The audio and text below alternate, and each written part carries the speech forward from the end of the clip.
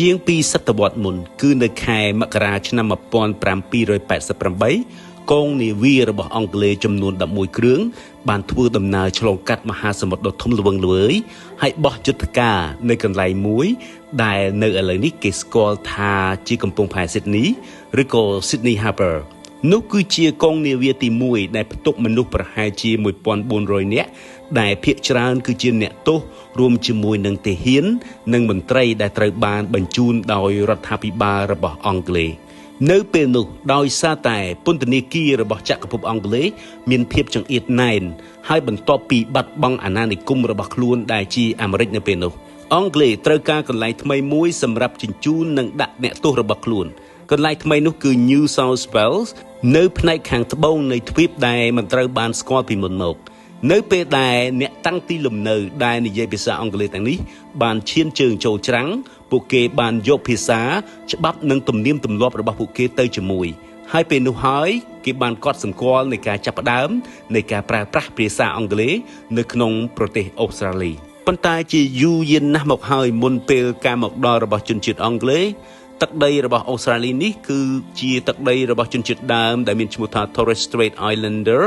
ដែលបានមានកំណើតនៅទីនេះរាប់ពាន់ឆ្នាំមុនមកហើយពួកគេបានប្រើប្រាស់ភាសាចំនួន250ភាសាខុសៗគ្នាហើយក៏មានគ្រាមភាសារាប់រយផ្សេងទៀតផងដែរភាសាទាំងនេះមិនគ្រាន់តែជាឧបករណ៍សម្រាប់ប្រើប្រាស់ដើម្បីទំនាក់ទំនងគ្នានោះទេតែវាក៏ត្រូវបានផ្សារភ្ជាប់យ៉ាងខ្លាំងទៅនឹងអត្តសញ្ញាណភាពខាងវិញ្ញាណនិងបរិស្ថានផងដែរគ្រប់តំបន់ទន្លេនិងភ្នំសុទ្ធតែមានរឿងផ្សេងគ្នាដើម្បីនិយាយប្រាប់តាមភាសារៀងៗខ្លួននៅពេលដែលអាណានិគមរបស់អង់គ្លេសមកដល់ពួកគេមិនទទួលស្គាល់ភាពសម្បូរបែបនេះនោះឡើយពួកគេបានប្រកាសថាដែនដីនេះគឺជាមិនមានជារបស់នរណាម្នាក់នោះឡើយនិងបានដាក់ប្រព័ន្ធគ្រប់គ្រងផ្ទាល់ខ្លួនរួមបញ្ចូលទាំងវប្បធម៌ហើយសំខាន់បំផុតគឺភាសារបស់ខ្លួនផងដែរនៅពេលដែលអាណានិគមបានលូតលាស់ឥទ្ធិពលនៃការប្រើប្រាស់ភាសាអង់គ្លេសក៏បានកើនឡើងផងដែរនៅដើមទសវត្សរ៍ឆ្នាំ1800នាវាជាច្រើនបានមកដល់ពីចក្រភពអង់គ្លេសនិងអៀកឡង់ដោយបាននាំយកអ្នកតាំងទីលំនៅថ្មីដែលបានចាប់ផ្ដើមសាងសង់ទីក្រុងកសិដ្ឋាននិងសហគមន៍ផងដែរភាសាអង់គ្លេសបានរីកដុះដាលយ៉ាងឆាប់រហ័សវាបានក្លាយទៅជាភាសានៃច្បាប់រដ្ឋាភិបាលពាណិជ្ជកម្មនិងការអប់រំភាសាដើមត្រូវបានរុញចេញឆ្ងាយបន្តិចម្ដងហើយនៅក្នុងករណីជាច្រើនពួកគេត្រូវបានបង្ក្រាបយ៉ាងសកម្មផងដែរជារឿយៗកុមារតូចៗត្រូវបានបង្ខំឲ្យរៀនភាសាអង់គ្លេសនៅក្នុងសាលារៀនដែលគ្រប់គ្រងដោយអ្នកផ្សព្វផ្សាយសាសនាឬរដ្ឋាភិបាលទោះបីជាយ៉ាងណាក៏ដោយសហគមន៍ជនជាតិដើមភាគតិចមួយចំនួនបានបន្តរក្សានៅភាសានិងរឿងរ៉ាវសម្រាប់ប្រពៃណីរបស់ខ្លួនដោយផ្ទេរនិងបន្សល់ទុកឲ្យអ្នកជំនាន់ក្រោយដោយសម្ងាត់ផងដែរនៅក្នុងអំឡុងសតវត្សទី19ភាសាអង់គ្លេសបានក្លាយទៅជាភាសាបង្រួបបង្រួមនៅទូទាំងអាណានិគមដែលកំពុងរីកចម្រើននៅក្នុងប្រទេសអូស្ត្រាលីទាំងអស់ដូចជា Tasmania, Victoria, Queensland, South Australia និង Western Australia ផងដែរនៅគ្រប់ទីកន្លែងភាសាអង់គ្លេសត្រូវបានប្រើប្រាស់នៅក្នុងឯកសារផ្លូវការតុលាការនិងកាសែតផងដែរអ្នកតាំងទីលំនៅកាន់តែច្រើនបានមកដល់ហើយភាសាអង់គ្លេសកាន់តែមានឥទ្ធិពលនៅពាក់កណ្ដាលទសវត្សរ៍ឆ្នាំ